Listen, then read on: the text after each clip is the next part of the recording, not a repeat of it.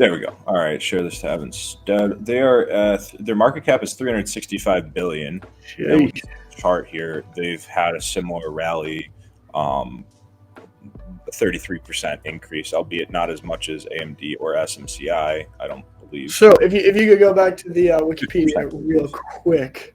We could take a look at some volatility on this stock as well. Where are we going? Go back to the Go back to article. the Wikipedia real quick. What are you? So they're the highest valued company in Europe.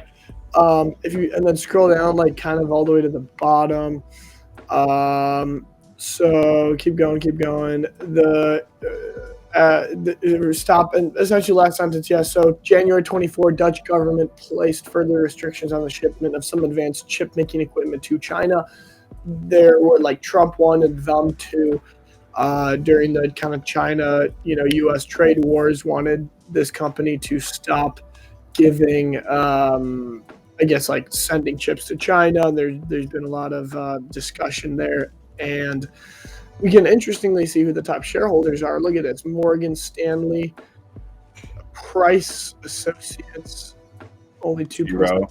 Capital World Investors, Fisher Asset Management, Morgan Stanley, Edgewood Management Company, State Farm Insurance. This is pretty cool to see. Top mutual fund holders.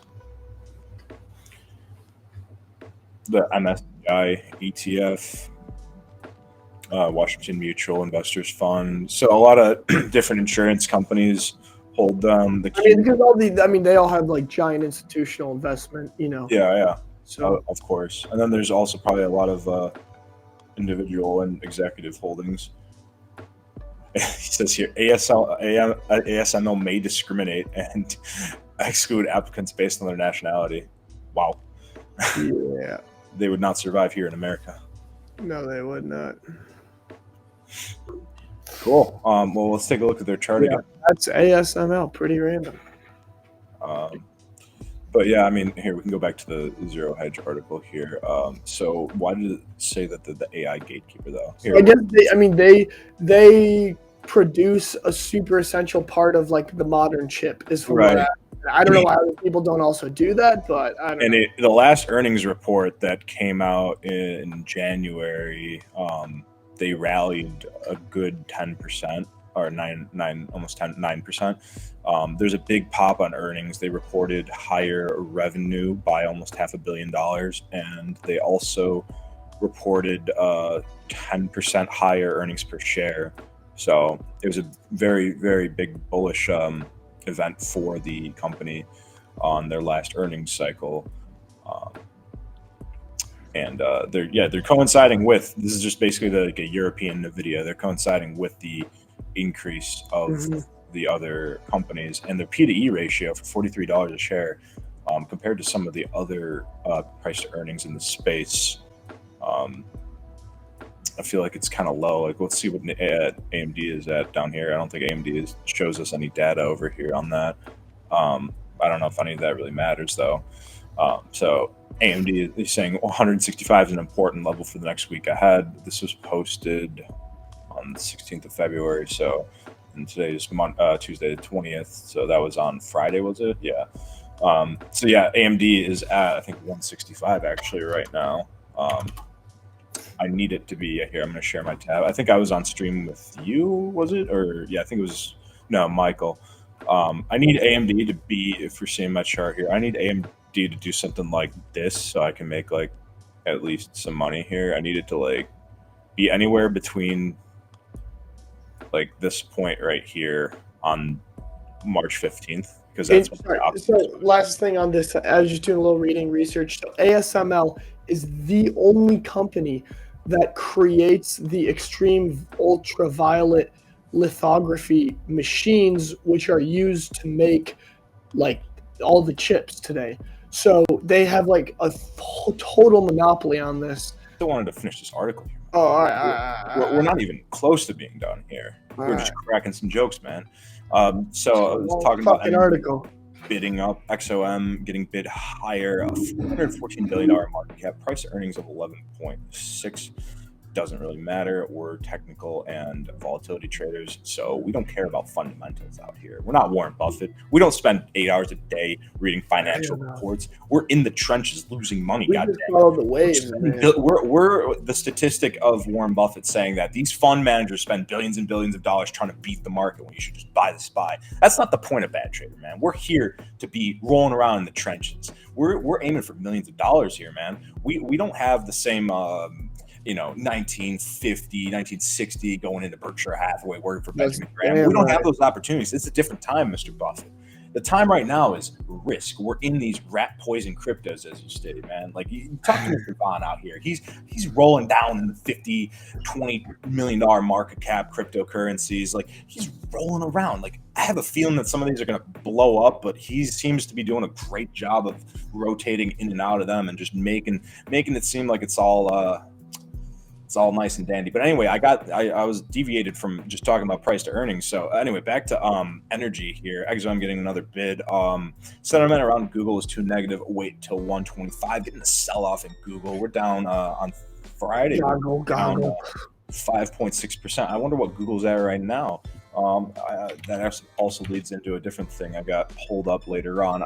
Google is one of the top contributors. I can even just pull it up right now. Pull it up right now. One of the top contributors to lobbying. So when you and I send money to elected officials, it's called bribery. But when Google does it, it's called lobbying. So as you can see here, Google is I think like number 10-ish in the top. Who's up there? Go to the top. Go to the top. $2.8 million worth of lobbying in the last quarter alone. Dude, that's nothing though. Yeah, but that's probably only the traceable shit.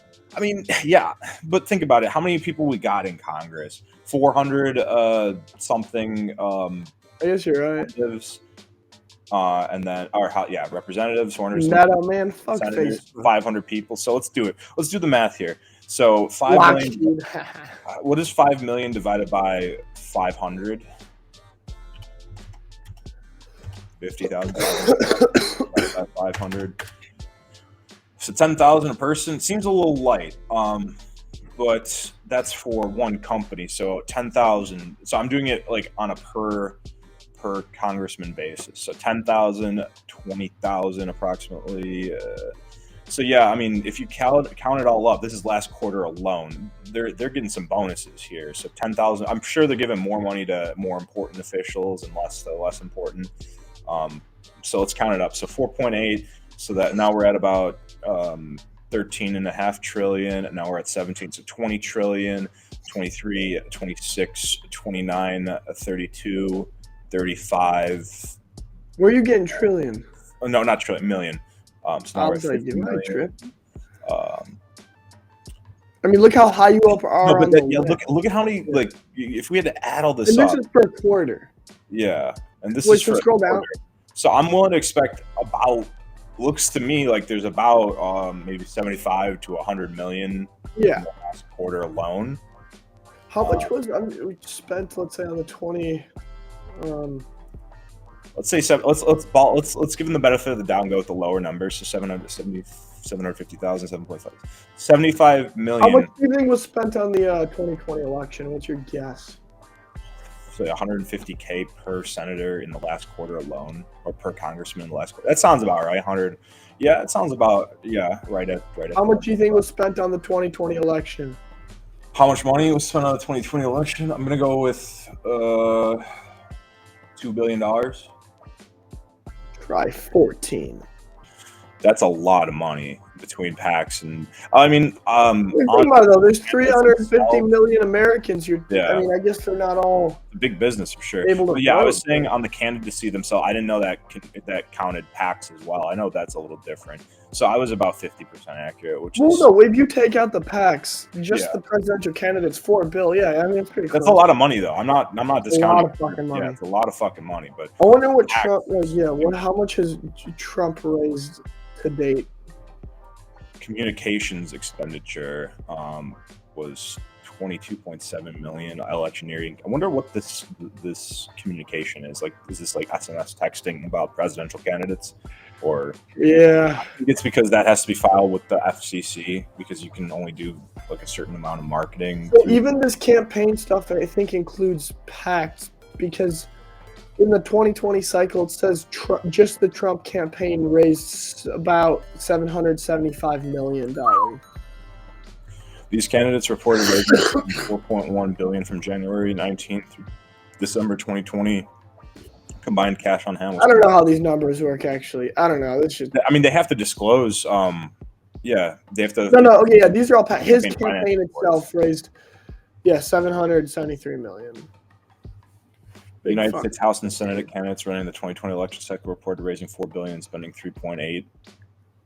Let's see what else we got going on here. Political party committees. Yeah, I just want to be on one of these boards for no reason.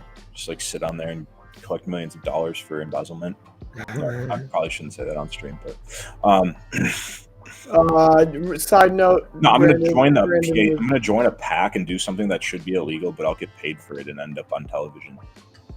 Brandon saying keep an eye on those Nvidia GPU prices. This one is going down to 1800 top gaming card, and keep an eye on Epic as well with the Unreal 5 engine. Everything that is 3D will be there. Oh yeah, no. Have you seen the Unreal Engine, dude? No. Here, I'm gonna pull it up. It looks like reality. Like, look at this. Wow. So you could tell. You could still tell it's animated slightly, but like, I don't know. It's hard. It's hard to tell. Like, wow. So Epic Games is making this? No, Unreal is. I think it's their own company. They make. What is the Unreal Engine used for? I think it's used in like. We'll go to products. We'll see what they say. Yeah. Well, it says it's through Epic though. Is it Epic? Oh yeah, Epic Games. Oh okay. I didn't.